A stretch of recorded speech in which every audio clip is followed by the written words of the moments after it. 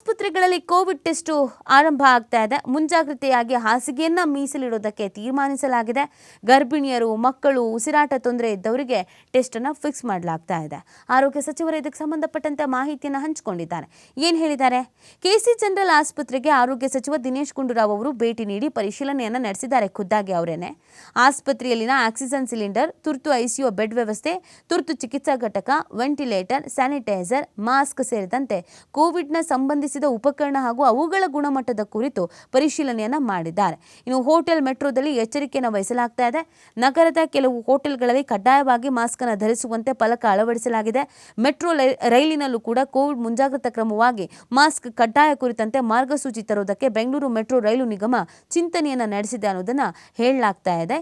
ಇನ್ನು ಈಗಾಗಲೇ ಬೌರಿಂಗ್ ಆಸ್ಪತ್ರೆಯಲ್ಲಿ 5 ಐಸಿಯು, ಜನರಲ್ 30 ಹಾಗೂ ಮಕ್ಕಳ ವಿಭಾಗದಲ್ಲಿ 25 ಹಾಸಿಗೆಗಳನ್ನು ಮೀಸಲು ಇಟ್ಕೊಳ್ಳಲಾಗಿದೆ. ವಿಕ್ಟೋರಿಯಾ ಆಸ್ಪತ್ರೆಯ ಹೆಚ್ ಬ್ಲಾಕ್ನಲ್ಲಿ ಪುರುಷ ಮತ್ತು ಮಹಿಳೆಯರಿಗೆ ತಲಾ 20 ಆಕ್ಸಿಜನ್ ಹಾಸಿಗೆ ಮತ್ತು 10 ಐಸಿಯು ಹಾಸಿಗೆಯನ್ನು ಮೀಸಲಿಡಲಾಗಿದೆ. ಇದರಲ್ಲಿ ಪ್ರಮುಖವಾಗಿ ಗರ್ಭಿಣಿಯರು, ಬಾಣಂತಿಯರು, ಮಕ್ಕಳು, ಉಸಿರಾಟದ ತೊಂದರೆ, ಈ ಅಸ್ತಮಾ ಸೇರಿದಂತೆ ಬೇರೆ ಬೇರೆ ಪ್ರಾಬ್ಲಮ್ಸ್ ಇರುತ್ತಲ್ಲ, ಇವ್ರುಗಳು, ಕ್ಯಾನ್ಸರ್ ರೋಗಿಗಳಲ್ಲಿ ಜ್ವರ ಕಂಡು ಬಂದರೆ ಕೋವಿಡ್ ಪರೀಕ್ಷೆಯನ್ನು ಕಡ್ಡಾಯವಾಗಿ ಮಾಡಬೇಕು ಅನ್ನುವಂತಹ ಸೂಚನೆಯನ್ನು ನೀಡಲಾಗಿದೆ. ಸೊ ಆ ಕಾರಣಕ್ಕಾಗಿ ಕರೋನಾ ಮತ್ತೆ ವಾಪಸ್ ಕಾಣಿಸ್ಕೊಳ್ತಿರುವಂಥ ಹಿನ್ನೆಲೆಯಲ್ಲಿ, ವಕ್ಕರಿಸ್ಕೊಂಡಿರುವಂಥ ಹಿನ್ನೆಲೆಯಲ್ಲಿ ಒಂದಷ್ಟು ಸಿದ್ಧತೆಯನ್ನು ರಾಜಧಾನಿ ಬೆಂಗಳೂರು ಸೇರಿದಂತೆ ರಾಜ್ಯದ ಪ್ರಮುಖ ಜಿಲ್ಲೆಗಳಲ್ಲಿ ಮಾಡಿಕೊಳ್ಳಲಾಗಿದೆ.